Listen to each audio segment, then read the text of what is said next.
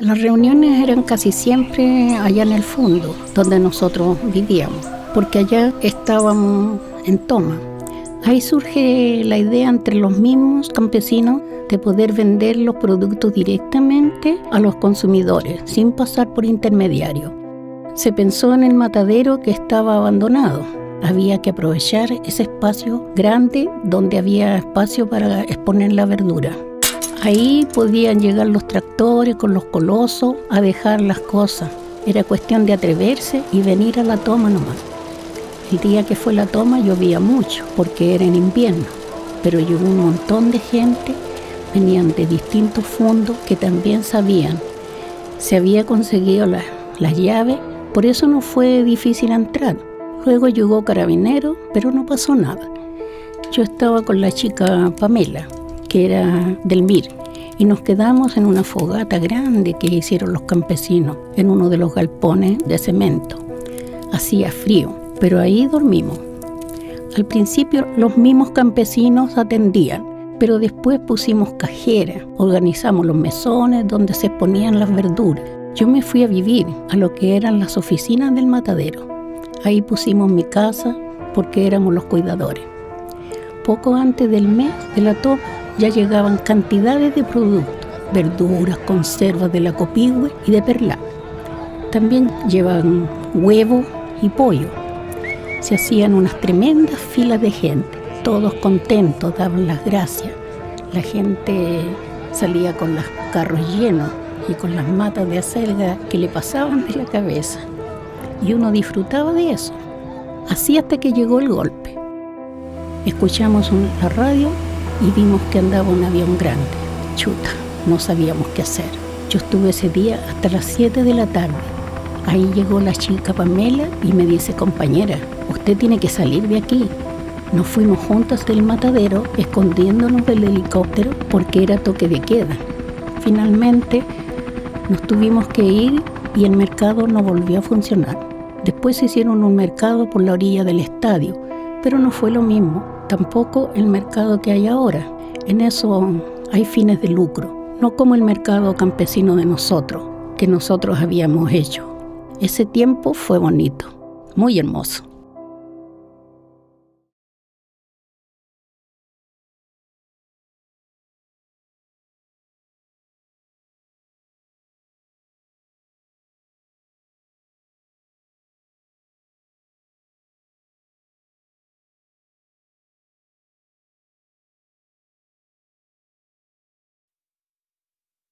El día 11 de septiembre, mi mujer se fue temprano a las 7:30 a su trabajo. Yo, como era normal, me puse a oír la radio y supe del golpe por la radio. Escuché a Allende. Me fui de espalda y pensé que de verdad era súper grave el escenario. Tomé mi arma, que era un arma bastante grande, una Colt Superauto, calibre 38, balas largas, y me eché una caja de balas. Me puse mi chaquetón y no tenía vehículo, así es que me fui colgado en un trole hacia el centro de Santiago, donde me fui colgado incluso sobre el parachoque. Me fui a presentar a la Radio Nacional. Tenía que tomar la conducción, ya que yo encabezaba las tareas de comunicaciones. En cuanto llegué, supe que nos habían volado la antena y que estábamos sin posibilidad de llegar al medio público. Teníamos nosotros un compromiso, que era reproducir un discurso que grabó Miguel Enríquez en una cinta. Ese discurso daba las instrucciones del MIR para el caso de un golpe. Conseguí un vehículo, un Austin Cooper, y en él, junto a Marcelo Romo, un compañero operador de radio que lamentablemente era cojo, y otros 2 compañeros, partimos rumbo a la radio Minería. Esta radio estaba en un pasaje y cuando entramos con el Austin Cooper y llegamos al frente de la radio, había un jeep militar con una .50 porque ya se habían tomado los milicos la radio y logramos retrocediendo arrancar. Discutimos dónde ir y decidimos ir a Radio Cronos, que era la radio que daba la hora, y nos parecía súper atinado, ya que la población estaba pendiente de las amenazas de bombardeo. Llegamos a Radio Cronos, amenazamos al operador que había y con nuestro operador empezó a intentar transmitir la proclama que traíamos grabada. No lo logramos, el transmisor estaba dañado. Tuvimos que retirarnos de Radio Cronos y se nos acabó la gasolina del vehículo en Valdovinos con Sierra Bella, todavía recuerdo. Tuvimos que abandonarlo y en el auto, en la maleta del auto, quedó la cinta magnética y el discurso de Miguel Enríquez. Nunca supimos qué pasó con ella. El auto lo asaltaron en los días posteriores y lo desvalijaron. Y nunca pudimos saber qué había pasado con la cinta.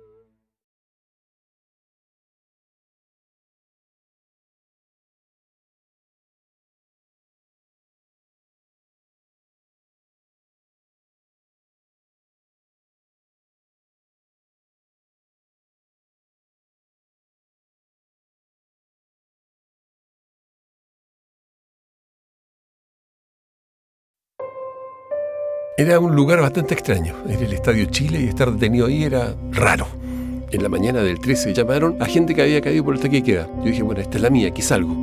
Los que estaban por toque de queda habían entregado su carnet de identidad, por eso sabían los nombres y entregaron la lista por los parlantes. Yo el mío lo tenía en mi bolsillo. Di mi nombre y me dice, no está en la lista, van a ver otras después. Así que volví a sentarme y ahí me di cuenta que la cosa se ponía difícil. Tanto así que en un momento un preso quiso quitarle el arma a un soldado. Le sacaron la mugre a culatazos, lo dejaron muy mal y se lo llevaron a los camarines donde estaba una suerte de enfermería. Pasó la noche, hubo gritos, llamaban por los parlantes llamando a la calma y muy temprano el día 13 llaman a familiares de Fuerzas Armadas y de Gendarmería y Carabineros que los iban a buscar sus familiares. Bueno, ahí me dije yo, esta es la mía, voy a tratar de salir junto a ellos, puesto que ellos sí que estaban en las mismas condiciones que yo, tenían su carnet de identidad en el bolsillo. El que estaba delante mío entregó su carnet. Mientras estaba leyendo el soldado, yo me colé y pasé al otro lado. Después controlaron al que venía detrás y así. Estaba ahí entre el grupo de aquellos que iba a salir. Y cuentan los carnets y no calzaba la cantidad. Afuera había un grupo, al lado de la puerta, un grupo de familiares que habían venido a buscar a estos 60 que iban a salir. Me fui a donde ellos y escuché que habían estado buscándolos en el Tacna, en el Estadio Nacional y en otros lugares de detención. Así que volví y me metí a los camarines. Los soldados que estaban ahí se hicieron a un lado y me dejaron entrar y caminé por el interior de los camarines y ahí vi gente que estaba muy mal, gente ensangrentada, tapados con frazadas, muy mal.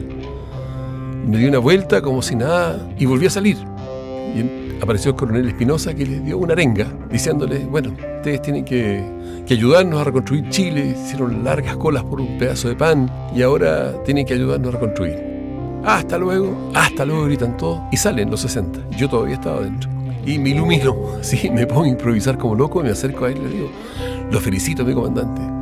Gracias, niño, me dice. Mira, le digo, soy hijo de mi primera Aguilera, cosa que era mentira, y ando buscando a mi hermano. Le digo, mi hermano es epiléptico, mi mamá está desesperada en la casa, mi papá está de servicio. Fui al Estadio Nacional, fui al Tacna y no lo he encontrado, y vine aquí, lo llamaron por los parlantes y no está. Me abraza y empieza a caminar conmigo hacia la puerta. Me dice, mire, mi hijo, me dice, vaya al Estadio Nacional y ahí hable con él.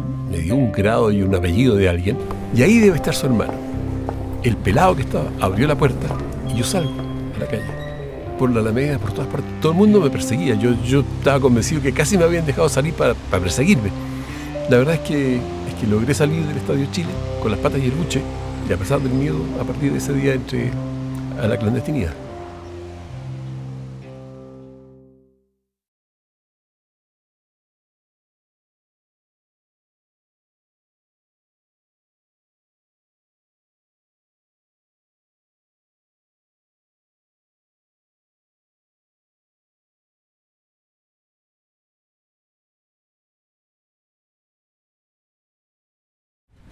Ya llevaba varios meses fuera de la casa sin ver a mi madre. Entonces se me ocurrió la mala idea de ir a ver a mi familia y en la casa estaban esperando que yo llegara. Así de simple. No estaban esperando adentro, pero habían hecho un operativo en el barrio y me doy cuenta de esta situación.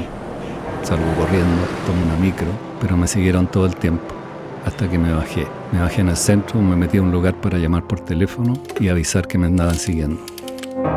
Y ahí me tomaron. Me van pegando, me van diciendo, ahora vaya a ver lo que te va a pasar, te vamos a matar, pero sobre todo hablaban entre ellos y trataban de intimidarme.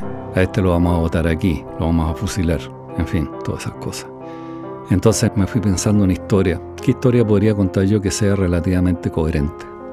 Me bajaron ahí, primero me pegaron, obviamente, tipo ablandamiento, y después vino un interrogatorio un poco más científico, por así decirlo. Me llevaron a un lugar donde había una parrilla, me amarraron y me empezaron a preguntar cuestiones. Ahí empecé a darme cuenta que no tenían mucha idea de lo que yo hacía ni nada, porque me empezaban a preguntar por Miguel Enrique, si conocía a Miguel Enrique. Claro que lo conocí, pero no sabía dónde estaba, obviamente. Y no había como una cosa así más específica que quisieran saber de mí. Yo creo que eso me favoreció mucho. Además, como era el primero, Tampoco había alguien a quien pudiesen corroborar si decía yo o no la verdad. Entonces ahí mi instinto fue intentar seguir en ese rumbo, que no sabía. Entonces me hicieron de todo. Parrilla, me pusieron el pauderara, ese que te amarran con un fierro y uno queda colgando como un animal, y ahí te ponen corriente y uno se da vuelta en la cuestión. Otra vez me dejaron con un tipo que estaba totalmente desquiciado y que me empezó a cortar la cara y el cuerpo con un gilet o no sé qué. Me quemaron con cigarrillos, todo lo que te puedas imaginar de la brutalidad humana. Cuando ya empieza a caer la tarde y seguramente se tenían que ir a sus casas, llegaba alguien que era totalmente distinto. Un tipo con formación universitaria que hablaba bien y preguntaba, ¿cómo fue? ¿Qué dijo? A medida que fueron pasando los días, cada vez fui quedándome más tiempo inconsciente, hasta que llegó un momento donde tuve un paro cardíaco. Pensaron que me iba a morir y se quisieron deshacer de mí. Por eso digo, hay cosas que por el hecho de haber sido primero me perjudicaron y otras paradojalmente me salvaron la vida. Porque si hubiera pasado 3 o 4 meses después, simplemente te desaparecen nomás. Entonces me amarran con alambre de púas para hacer bien bestial el asunto. Ahí me llevan a San Bernardo y me tiran a un sitoriazo. Dicen que tiraron junto a mí a otro compañero que le decían Antonio, que no sobrevivió.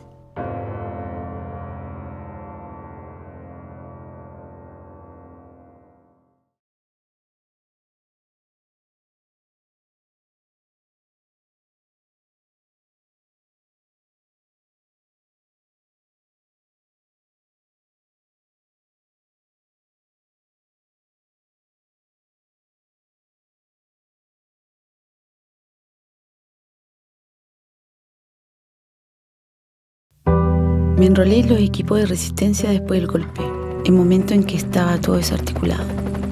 Después que levantaron el toque de queda, hicimos las primeras pegatinas de unas estampillas y las fuimos a pegar al regimiento de infantería de San Bernardo. Ni siquiera decían algo de la resistencia, decían algo como ya viene el contragolpe. Éramos chicos, estábamos en el liceo y teníamos la osadía de esa edad.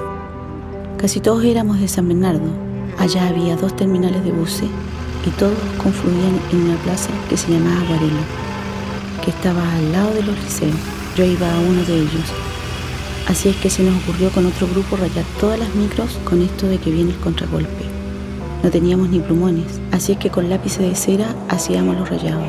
No podíamos ni siquiera conceptualizar el tema de levantar la moral. Solo sabíamos que algo había que hacer. Luego entré a filosofía a la católica. En ese tiempo hicimos hartas cosas. Era difícil a veces porque el partido era clandestino y estaba muy golpeado. Y una de las tareas tenía que ver con formar comité de resistencia y formamos varios allí. Había que dar conducción a esos grupos y mantenerlos, reunirse, informarlos, producir El Rebelde, nuestro periódico, venderlo, organizar acciones de propaganda. Una vez hicimos un rayado en la calle Regina Pasi, frente al Campo Oriente, y era un orgullo ver ese mural que decía algo así como la resistencia popular triunfará. Trabajamos con alquitrán, que es súper difícil de borrar. Había escasez de recursos y mucho control policial y militar en las calles. Pasaron cosas increíbles. Recuerdo que un día me encontré con un mapuche y me dijo que estaban desarmando el Instituto de Desarrollo Indígena que había hecho Allende. Y me dijo que había un montón de máquinas y mimeógrafos. Nos juntamos al frente de la Contraloría y me pasó uno. Eso para nosotros fue espectacular. Antes pasábamos imprimiendo toda la noche con un rodillo, compaginábamos a mano. En cambio con el mimeógrafo salía todo listo, llegar y corchetear. La necesidad nos empujaba a buscar y vivir con lo mínimo. No teníamos más recursos que lo que aportaba cada cual.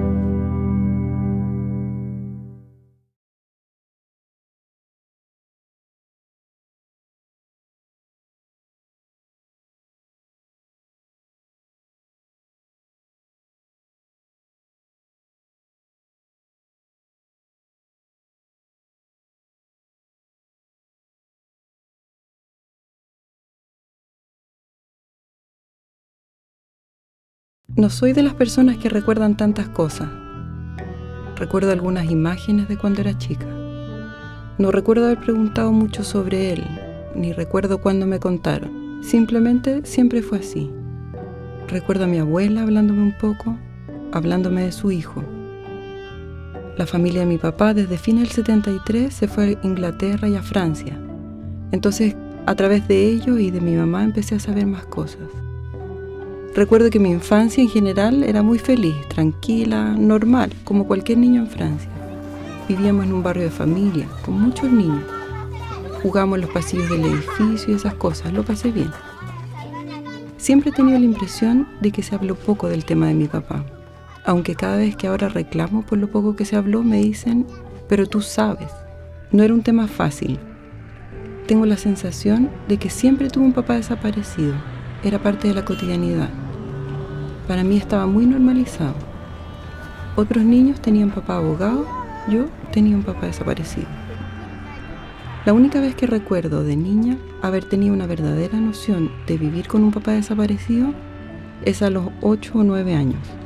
Vivíamos en los alrededores de París, en el primer piso de un edificio.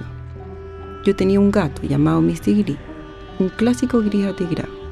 Era bien callejero. Entraba a la casa, salía de la casa, se iba de noche y volvía. Se iba una semana y volvía. Y así se la llevaba. Pero en una de esas escapadas el gato se fue y no volvió. No volvió en 2 o 3 meses, no recuerdo bien. No estaba muy preocupada porque era un gato callejero.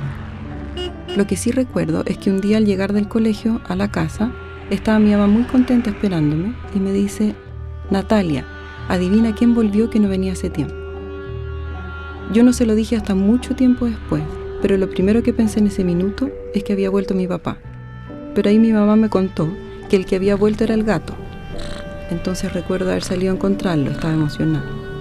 Deduzco hoy día que si no le dije nada en ese momento fue porque yo tenía conciencia de que no era un tema fácil.